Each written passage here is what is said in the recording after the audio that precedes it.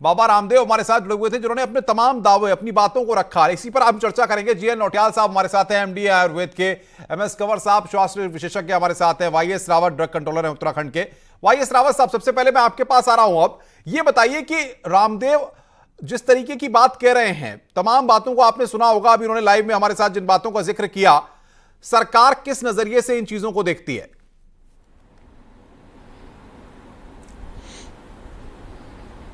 सरकार की तरफ से स्टेट लाइसेंसिंग अथॉरिटी द्वारा ड्रग रूल के अनुसार शेड्यूल ए में जो बुक्स दी जाती है, उसके हिसाब से इन्होंने जो स्वास्थ्य क्लासिकल मेडिसिन के लिए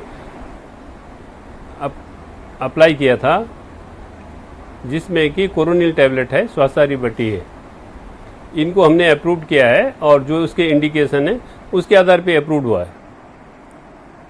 नहीं तो ये इम्यूनिटी बूस्टर के तौर पे हुआ है या कोरोना की दवा के तौर पर हुआ है? इन दवाओं के द्वारा इन्होंने अगर कहीं और क्लिनिकल ट्रायल किया है जी,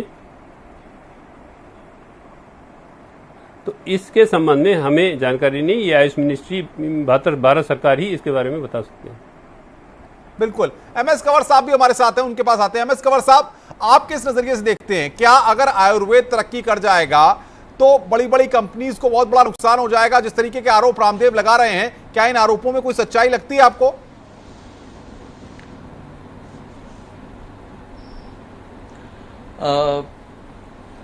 सवाल ये नहीं है। मैं सोचता हूं कि सवाल ये है कि जो ट्रायल जिसके बेसिस पे अप्रूवल्स होती हैं, वो किस स्ट्रेंथ का ट्रायल था। और अगर आप कहते हो कि double blind randomise control placebo control trial है, जो कि गोल्ड स्टैंडर्ड होता है हमारी मेडिसिन में और जिसको बहुत ज्यादा इंपॉर्टेंस दी जाती है, और उसको कंडक्ट करने के लिए बड़ी अप्रूवल्स लेनी पड़ती हैं, कमेटीज बैठती हैं, और फिर जाके उसमें यह भी होता है कि कोई फार्मा इन्फ्लुएंस ना हो, डिस्क्लेमर्स देने पड़ते हैं कि हम we are not being influenced by any pharma company, ताकि उनको हम अनड्यूली फेवर करने की कोशिश तो नहीं कर रहे। ये बड़ी चीजें होती हैं। और उसमें जिस वो कह रहे हैं कि हमने ट्रायल किया है, मैं अभी सुन रहा था रामदेव जी को कि उन्होंने कहा कि 3 दिन में 70% लोग नेगेटिव हो गए। दिस इज अमेजिंग कि आरसीटी पॉजिटिव था, पीसीआर आरटीसी पीसीआर पॉजिटिव था और वो 3 दिन में नेगेटिव हो गया। 3 दिन बाद तो हम कभी ऐसे टेस्ट रिपीट भी नहीं करते।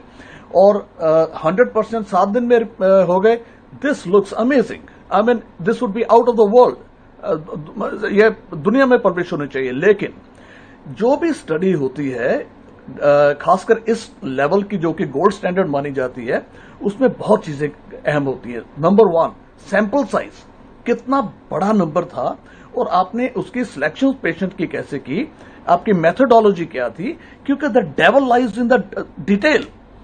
वो कहते हैं जी हमारे मेथड्स ये हैं, लेकिन उसके जो डिटेल्स होते हैं इतने। बिल्कुल कंवर साहब, बहुत महत्वपूर्ण बात आपने कही है। इस पर मैं भी चर्चा के केंद्र बिंदु में इस बात को लाऊंगा। नौटियाल साहब से एक रिएक्शन छोटा सा ले लें। नौटियाल साहब, आयुर्वेद को क्या उस तरीके से नहीं समझा जाता, देखा जाता जिस तरीके से देखा जाना चाहिए? बाबा रामदेव इस तरह की बात भी कह रहे हैं कि एमएनसी को ही रिसर्च का अधिकार है और बाकी कोई रिसर्च करे तो उसका कोई मतलब ही नहीं है।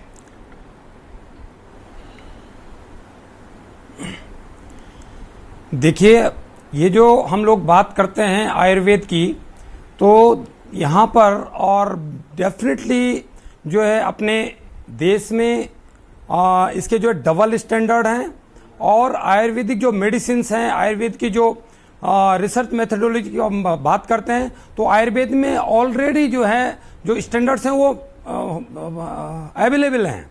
और उनके जो आज से नहीं, वो 5000 साल पहले जो उनकी प्रॉपर्टीज बताई गई हैं, चाहे वो अश्वगंधा हो, गिलोय हो, और भी जितनी सारी आपकी जो है मेडिसिन्स है, उनकी जो प्रॉपर्टी बताई गई है वो आज भी मौजूद हैं। और वो रिसर्च चाहे आप अश्वगंधा के देखें तो आईआईटीज ने की और भी जगह ने की, तो वो जो 5000 साल पहले जो गुण बताए गए हैं, प्रॉपर्टीज बताई गई हैं, या उसकी जो फार्माकोलॉजी के हिसाब से जो उसके प्रॉपर्टीज हैं, वो आज भी अवेलेबल हैं। तो कहने का ये तात्पर्य है कि